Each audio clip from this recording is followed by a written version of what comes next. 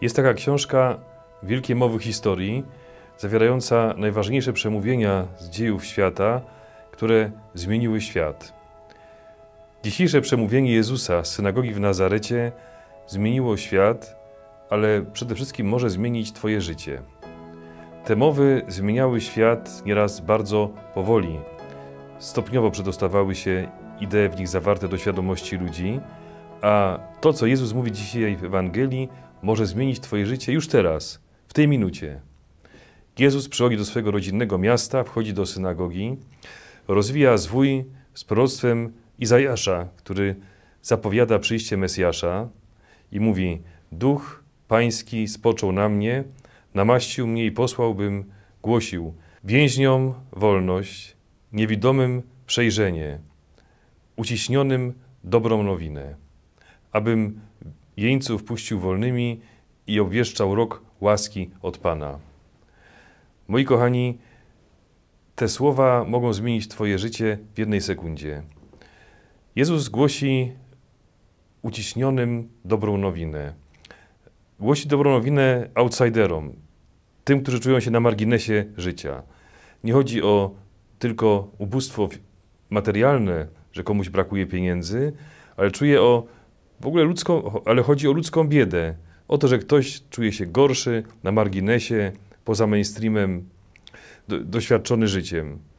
Jezus głosi więźniom wolność. Nie tylko więźniom w więzieniach, chociaż również im, ale tym, którzy czują się wewnętrznie zniewoleni. Poprzez swoje przywiązania, ograniczenia, lęki, smutki, nałogi. I głosi też niewidomym przejrzenie. Nie chodzi tylko o fizyczne przywrócenie wzroku.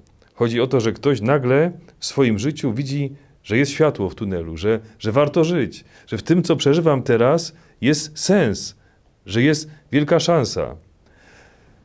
Moi kochani, mam tutaj przepiękną książkę, moim zdaniem lektura obowiązkowa dla każdego, Mileny Kindziuk, Matka Świętego, poruszające świadectwo Marianny Popiełuszko. Chodzi o mamę księdza Jerzego Popiełuszki.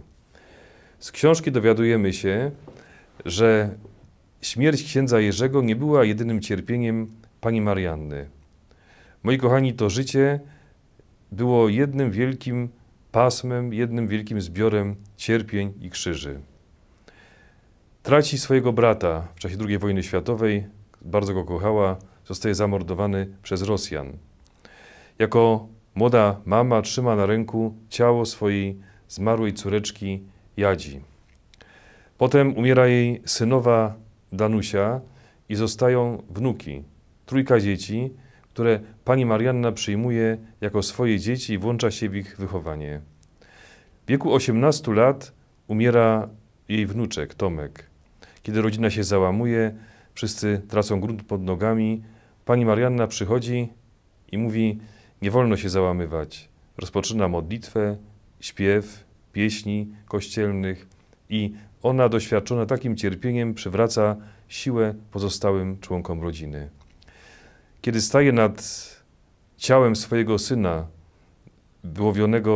wyłowionym z Zalewu Wiślanego, mówi, stamy pod Włocławkiem, patrząc na to zmasakrowane ciało, mówi: ja nie cierpię, ja jestem bólem aż do samego nieba.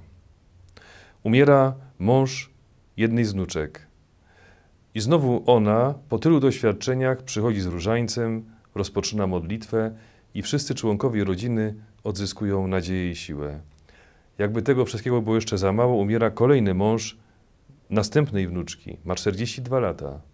To dla członków rodziny jest już za wiele. To staje się nie do zniesienia. I kto wtedy wszystkich pociesza i wspiera?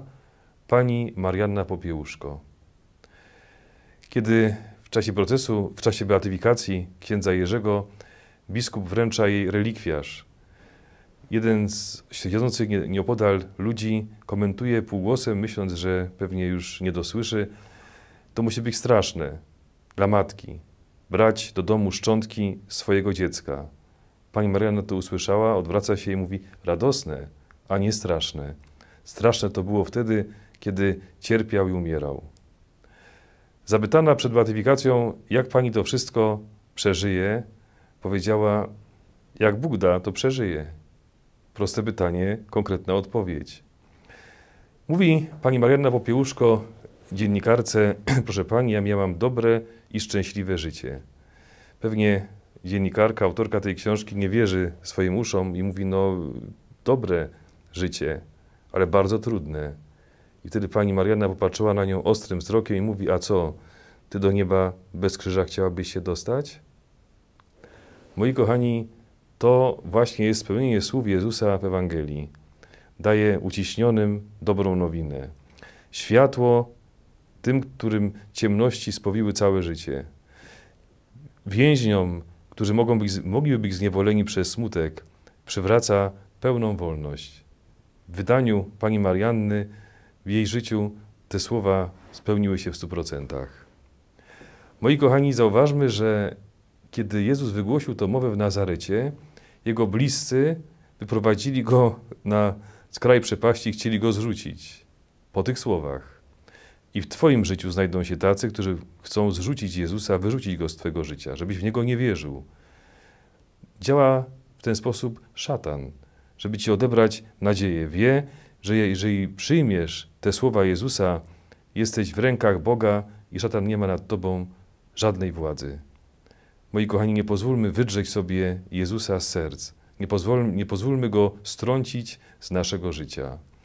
On w naszych zniewoleniach przynosi nam wolność. W ciemności, tej, którą teraz przeżywasz, nie wiem, jaka to jest ciemność w twoim życiu. Ja wiem, jakie ja mam ciemności, nie wiem, jakie ty masz. W tej ciemności konkretnej Jezus przyniesie ci dzisiaj światło, w tej minucie, w tej sekundzie.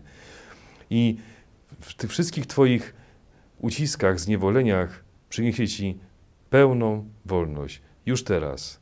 Te słowa dzieją się właśnie teraz. Jezus mówi, właśnie teraz we mnie wypełniają się te słowa, które słyszycie. Właśnie teraz, w twoim życiu wypełniają się te słowa Jezusa. Ksiądz Piotr i ksiądz Mateusz w najnowszym podcaście mówią o sakramencie małżeństwa. Co też dwóch celibatariuszy może wiedzieć o małżeństwie? A może jednak coś wiedzą? Dajmy im szansę. Chociażby dlatego, żeby się dowiedzieć, czy Adam i Ewa wzięli ślub.